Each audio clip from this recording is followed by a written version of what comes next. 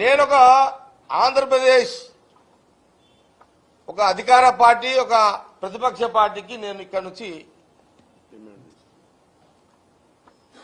కొన్ని ప్రశ్నలు అడుగుతున్నా. ఆంధ్రప్రదేశ్ ప్రజలు ఈ మీడియా చూస్తున్న వాళ్ళు కూడా ఆలోచన చేయండి, మీడియా ప్రజలు కూడా ఆలోచన చేయండి. అక్కడున్న ఈ ఆంధ్రప్రదేశ్లో ఉన్న ప్రజెంట్ తెలుగుదేశం చంద్రబాబు నాయుడు గారు ముఖ్యమంత్రిగా, ప్రతిపక్ష నాయకుడిగా జగన్ గారు. అంటే ప్రతిపక్షం రాకపోయినా పక్షమైనా రాజకీయంగా ప్రతిపక్ష నాయకుడే కదా. చట్టసభలో ప్రతిపక్ష నాయకుడు అవునా కాదా అనేది ఆ పంచాయతీ వేదిక, మనకు సంబంధం లేదు అది. కానీ పార్టీ పరంగా ప్రతిపక్ష నాయకుడు లేదు, మాజీ ముఖ్యమంత్రి. ఓకే, ప్రతిపక్ష నాయకుడు కాదప్పా, మాజీ ముఖ్యమంత్రి.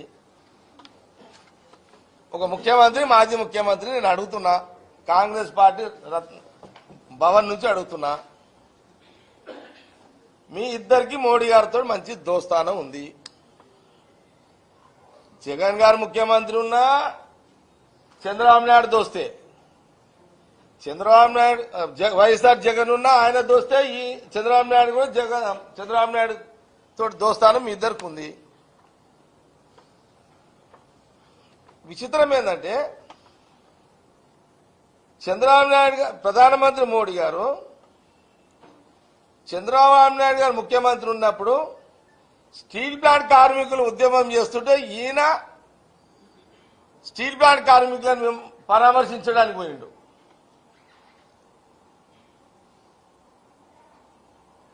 ఆయన గమ్మున కూర్చున్నాడు చంద్రబాబు నాయుడు గారు. అప్పుడు చంద్రబాబు నాయుడు గారు ఓడిపోయిన తర్వాత కార్మికులు కంటిన్యూ అవుతున్నారు. అక్కడ స్టీల్ ప్లాంట్ సభలు అదేంటి దీక్షలు నడుస్తూనే ఉన్నాయి. ఇక్కడ పాత్రలు యాక్టింగ్ డిఫరెంట్ ఉంది. ఇక్కడ ప్రధానమంత్రి అట్లే ఉన్నాడు, ఇక్కడ కింద సీనరీ చేంజ్ అవుతున్నది.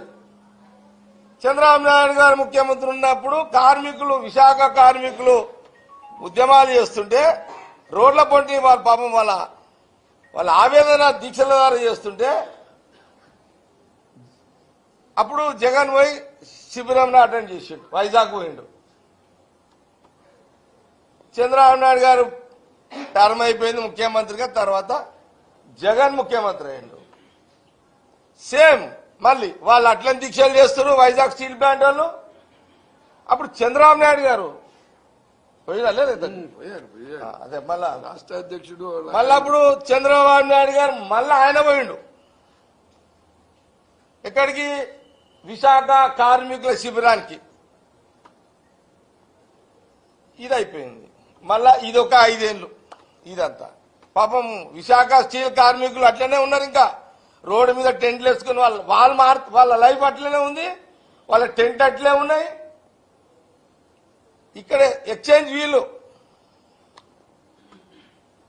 ఈయనది అయిపోయింది. ఎవరిది?